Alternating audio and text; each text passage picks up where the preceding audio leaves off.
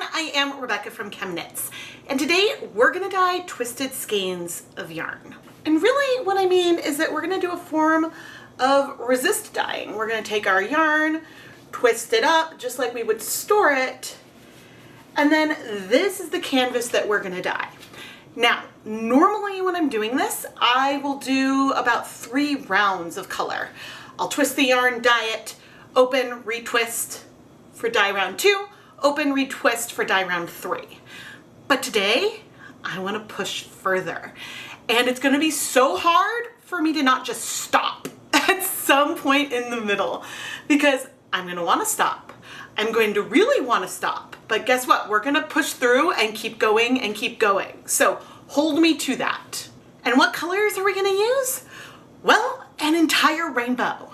I decided to go for a magenta through cyan rainbow today.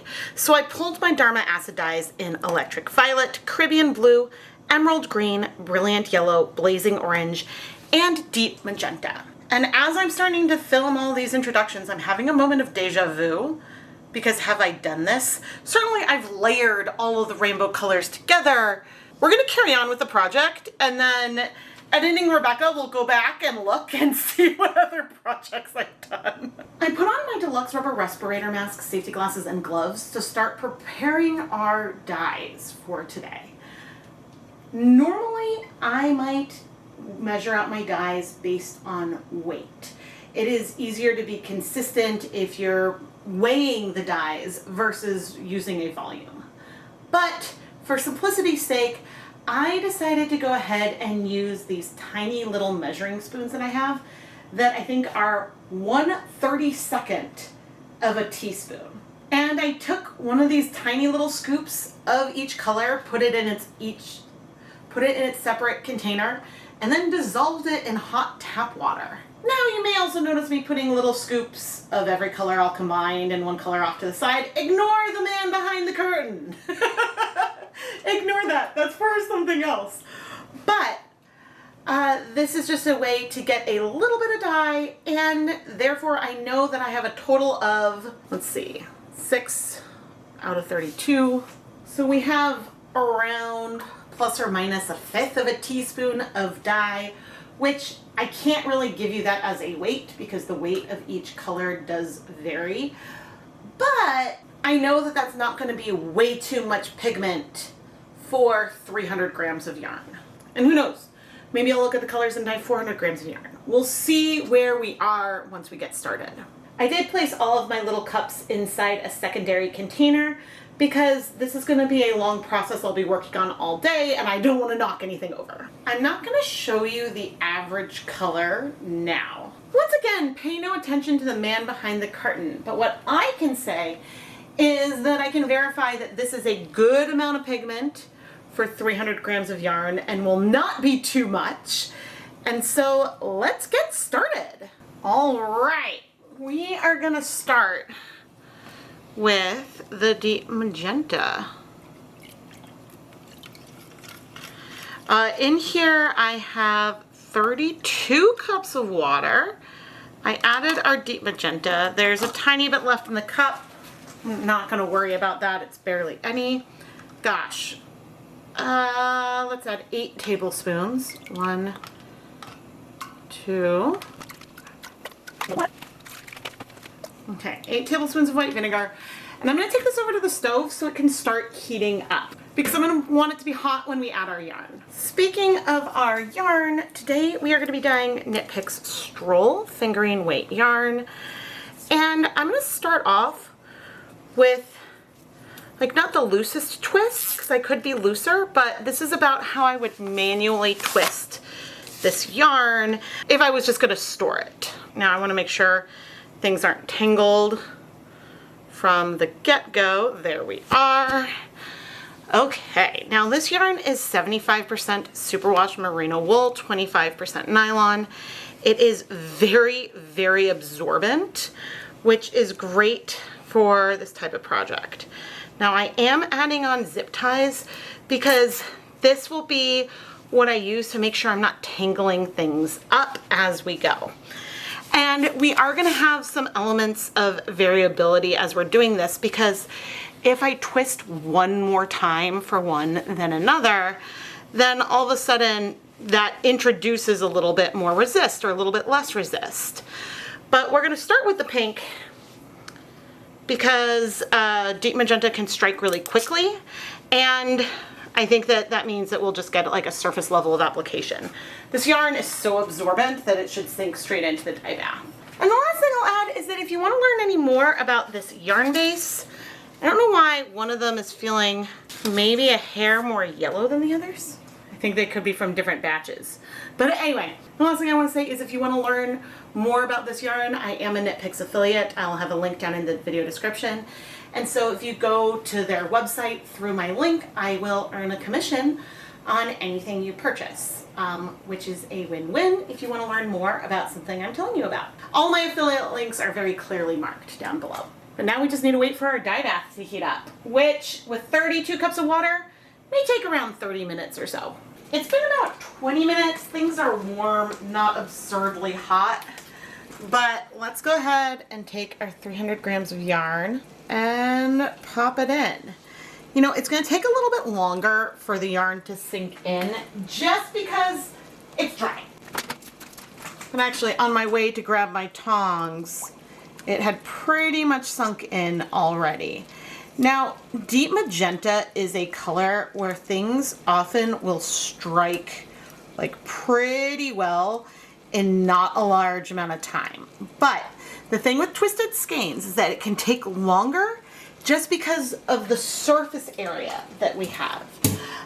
There is less yarn the dye can come into contact with, and so each step may take longer, which means I may be at this all day. But anyway, I'm gonna set a timer for 15 minutes, and we can come check in at that point. So let's take a closer look.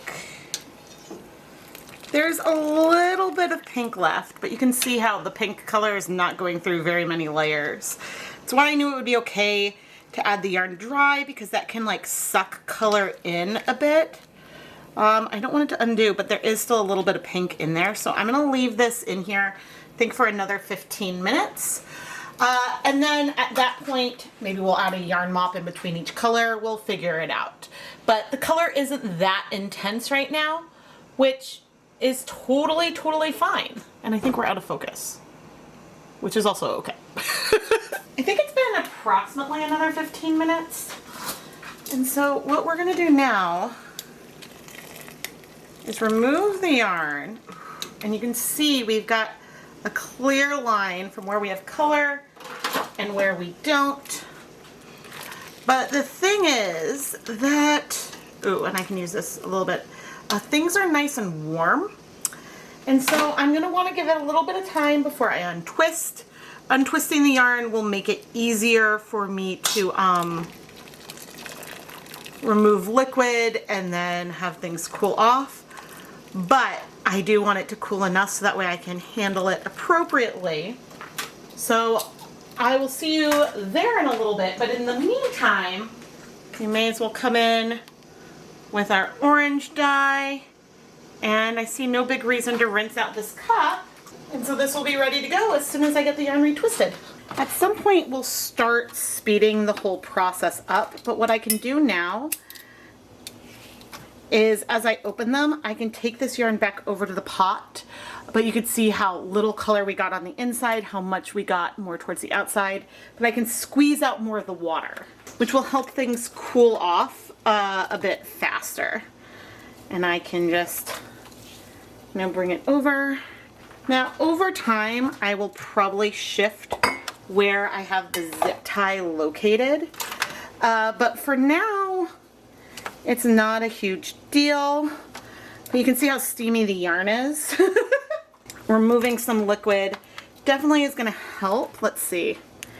Yeah, but while it's this steamy, I don't really want to try to twist it because it doesn't like burn my hands, but it does get uncomfortable. So I'll see you in a little bit. Now, one of the reasons why I started with the yarn, started with it dry, is because it's way easier for me at least, and I did not leave like a hand in. It's a lot easier to twist it when it's wet than it is when it is dry. Oh, I can go in through the zip tie. That's handy. And I think that that is partially because, and as I'm doing this, I'm trying to like rotate it a little bit at least. I think the reason why it's easier to twist while dry is because the yarn is more bouncy overall, and so then you're less likely to stretch it. And while the yarn is wet, it is more delicate, and so I'm going to be a little bit more careful. And so you can see that rather than over twisting and then letting it go back around itself, what I am trying to do is add a bunch of twist into the yarn. I know my arm's in the way a little bit. And then I'm sort of helping it twist around itself, going back in as needed and adding more twist as I go. Now this one worked pretty well. And so we do have some liquid here in the yarn, which you could leave in it, or we can take this and dump it into our pot, which I just did off camera, because now I can take our yarn and add it in for our orange layer. Now, of all of the colors that we're gonna do, the orange is the one where maybe I should have doubled the amount of dye. I don't know what it is about this color having a little less impact overall. It tends to be where it goes, but I'm gonna let this heat for 30 minutes and then we'll check in and see where we are. Now, obviously, if I see the color has cleared before then, that's also all okay. It has been over 30 minutes. It has definitely been over 30 minutes, and oh my gosh, this color is so pretty. You can see that I'm starting to accidentally untwist it a little bit, which honestly is not a big deal because that means it can cool a little faster so we can get ready for our next layer. Oh my goodness. I love pink and orange. And these two colors look so good together. Oh, I can't wait to see everything all together. I'm gonna let that cool for a bit though. I untwisted the yarn and then brought it over to my stove to try to squeeze out more water. There really wasn't that much water left in it this time. And then I retwisted each of the skeins, but before twisting, I did move the zip tie down so that way we could have like different areas sort of protected with white and to try to get our next layer, which would be the yellow, more all over the yarn. Back at our dye pot, I added our yellow dye, and this color, I wonder if it's gonna make really low impact, but I added the yellow dye and then brought over the yarn, and once again, let everything wait for about 30 minutes. We're not really accumulating very much pigment in the pot yet. That may come. When I removed the yellow, our dye bath was still fairly clear. And I opened up the skeins and you can see that we do have some white left in there, even though we've done 3 times. Now, this is usually the spot where I would stop. And these colorways are amazing and I love them and I would be totally okay stopping here.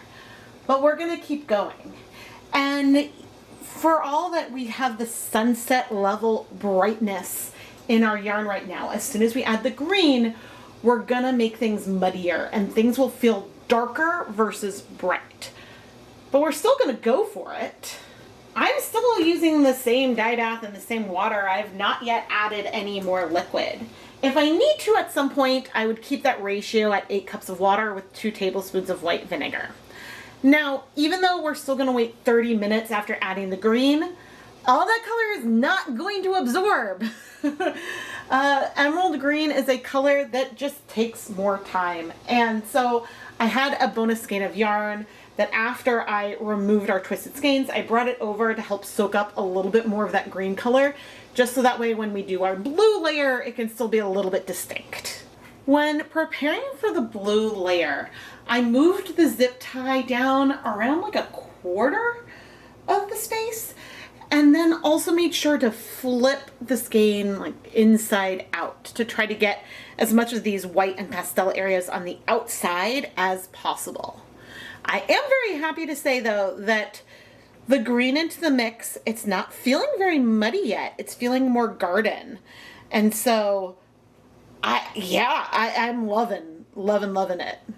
I removed the yarn mop from the pot and then brought over the Caribbean blue dye. And I'll admit I was very nervous about this one because I think of all the colors, it might pack the most of a punch.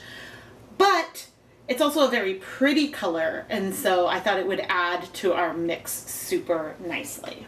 After about 30 minutes, I removed the yarn, brought the yarn mop back over, and let it set everything aside to cool before I could reset for our final color. I love where we are right here. This is after 5 layers, and we still have white.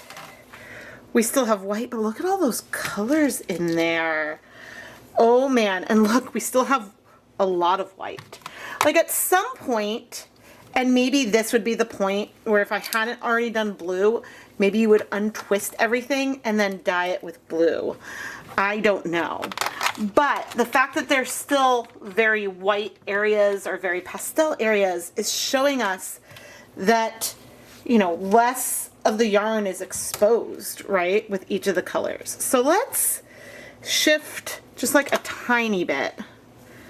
Trying to like bring in, and I have no idea if I'm shifting things in the same way as they've been or not, but we're gonna retwist now.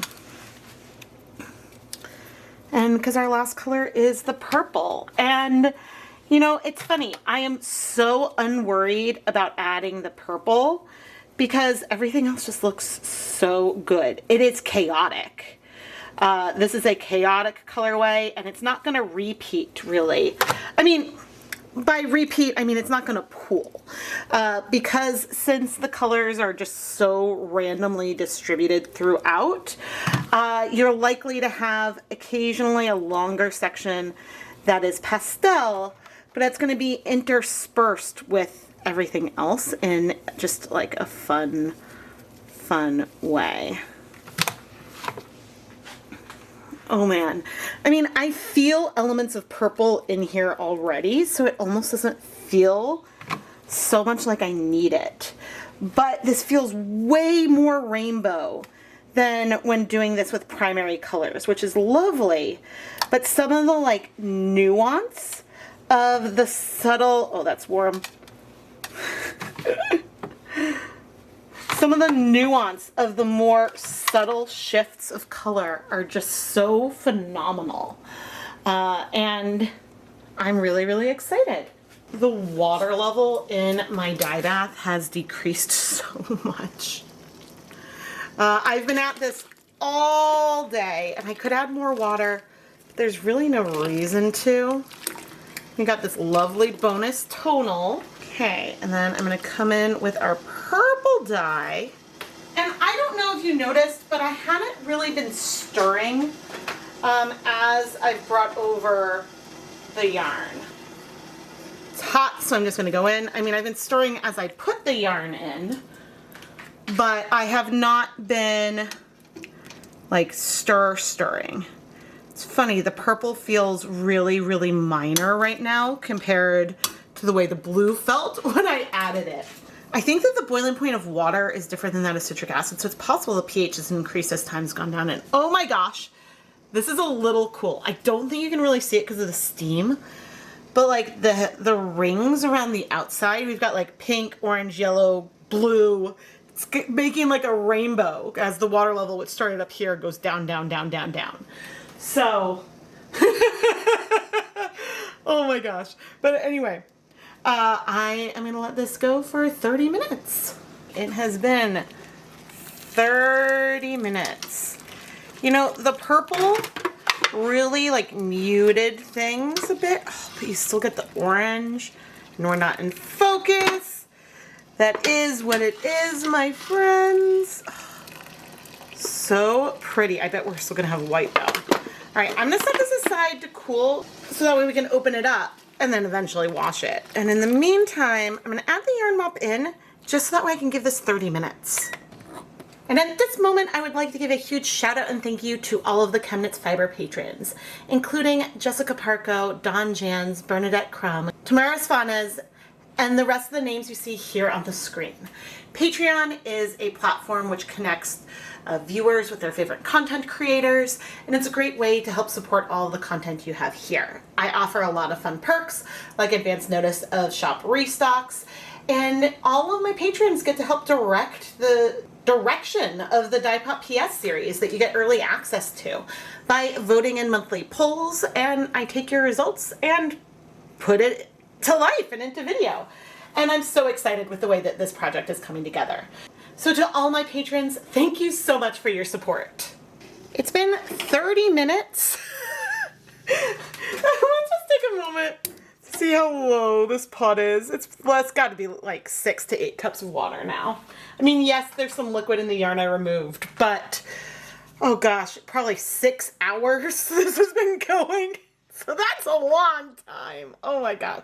There have been some breaks because I'm doing other things at the same time. But I have to go pick up my kids from karate. So I'm gonna leave this in here to cool. Otherwise I would remove it and set it aside. But yeah, I gotta go. So the stove's off and I'm out of here.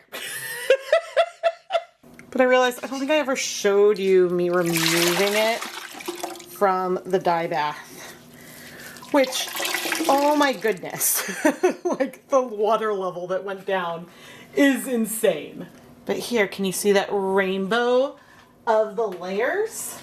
If I bring damp paper towel in, and it's mostly just the red that I get on the paper towel, but I get a couple other colors.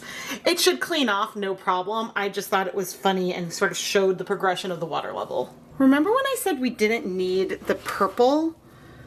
Oh my gosh, but look at how incredible this is. It is like a bird-like parroting rainbow of fun.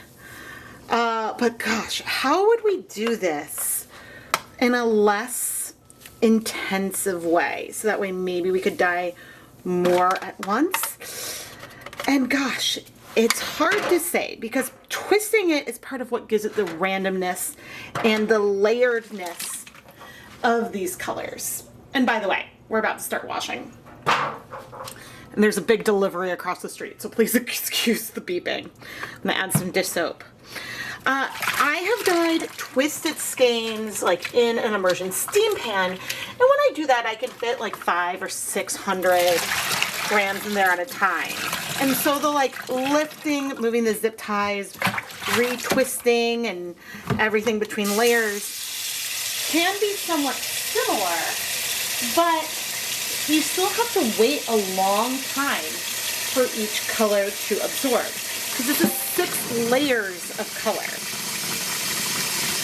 And so I feel like you could get a similar effect, not the same, not identical, but a similar effect a little easier by having a squeeze bottle with a large nozzle of each color, having the yarn in the pan, and like squeezing out some of the color and doing like those random shapes. Yes, the colors would be a little thinner, but if you use a spoon to work it through, you could get some larger sections. Ooh, maybe that's a way to do it, and give you a little more control. And you could still end up, especially if you keep the pan a little more crowded, you could then still end up with really small patches of each color. But again, it wouldn't be the same. And I'm just trying to think about how I might do it in a way that would not take so many stages that go across the whole day. Because the amount of time that went into this is long. Now, did I have to wait around 30 minutes in between each step? No. A shorter time frame probably would have worked for a bunch of the colors. But given everything else that I had going on, that made sense. But legitimately, colors that sometimes will absorb to yarn immediately if I'm doing just a layered tonal take a lot longer when the yarn is twisted because of the resistance there. But anyway, we have no color bleeding, so I'm going to go put the yarn through my spin dryer and hang it up to dry. And our awesome yarn mop, I'll go ahead and wash that one off camera. I cannot even believe how pretty this is. Yes, we're wild. This is a type of yarn that I think would work really well in a garter stitch type project because it would blend the colors even more and be really awesome.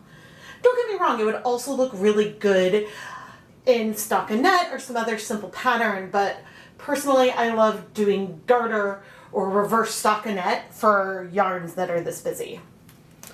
I am amazed that there is as much white and pastel because I made so much effort to twist and retwist the yarn in ways to always have some of it on the outside. But there is completely a randomness to it, not just because of the way the twist is, but also the parts of the yarn that end up on the inside when the twist doubles back over each other.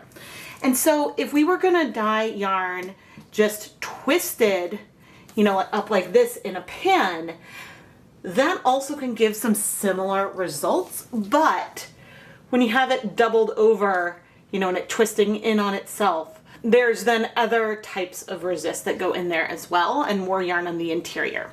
So they are slightly different. But there are just so many beautiful colors in here.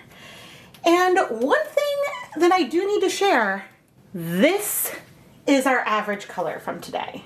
When I combined all the colors together into one, the exact same amount of dye, now granted we were measuring by volume, but still, I measured out the same amount of dye total as I had used on our 3 skeins. The only difference is I dyed 200 grams of yarn with the same total amount of dye as I had dyed 300 grams of yarn. And this is a neutral that goes with everything else super, super well. Like there's not a lot of this color within the yarn. There's some elements of it, but it's just fun to see how you can get such a different result by the way you layer colors, whether you do a tonal all in one step or you layer it individually. I definitely want to explore different ways to layer these 6 colors together on our yarn to get effects like this that maybe don't require as many layers in the way that I did it. Now, you can layer color on your yarn, and I wouldn't do it like all at once. I would let there be some time in between each color. But if we're on heat and the yarn isn't super twisted, maybe 5 minutes would be enough. But also we have some colors in here, specifically the Caribbean blue and the emerald green, that are big spreaders. These are colors that are known to backstain. So if I have them on the yarn and in place and then add them to a large volume of water, the colors will leak back out, giving us potentially an undesired result. And in fact, this lovely mint pastel here is the result of the leftover blue and green dye that was in our dye bath. I soaked it up in between going on to the next color. Now, we did not see color come out from the twisted yarn, but the resist helped keep things a little bit more separate and a little bit less blended, even though we do have a bit of a watercolory feel here, and so I think it's just fun. I will say that this mint is a pretty epic contrasting color for other yarn. It's a really good solid that, you know, there are some hints maybe of this light green in the yarn, but I think that you could use it if you wanted to stripe out this variegated yarn, or I think that it would be a wonderful set, which is kind of fun. I am Rebecca from ChemKnits, and please subscribe and turn on notifications if you don't want to miss the next video and the next color adventures. I love to dye yarn, and as a small batch dyer, I am able to do techniques that aren't as scalable as some other techniques that exist. Like, it would be really hard and nearly impossible for me to dye, 20 of these in a day. And so I'm not about to try to do that. Although I have scaled up twisting skeins 3 times, so you may wonder, okay, well, why not do more? I think that it's just a lot for doing multiple skeins. But see, this is the perk of what I do, is that I can play around with these techniques, show you, and then you can decide, is that too long to achieve the results that I want, or do I want to give it a go because I'm dyeing yarn for myself? And so that is something that is always worth considering. And if you love the yarn that I dye, of course check out the ChemKnits Patreon. At certain levels, there are permanent Etsy coupons. I send out the next month's coupon through direct message in Patreon near the beginning of the month for the alpaca and wool levels. But also you can go check out the ChemKnits Creations Etsy shop, which is filled with yarn featured in my videos. And we have some really exciting things coming up, such as the ChemKnits Hanukkah special, where you can get a mystery sampler that has a wrapped mini skein to open up each night of Hanukkah, and each dyeing video will come out every night of Hanukkah. It's a whole event, a lot of fun. You can find more details at the link in the video description. Thank you so much for watching.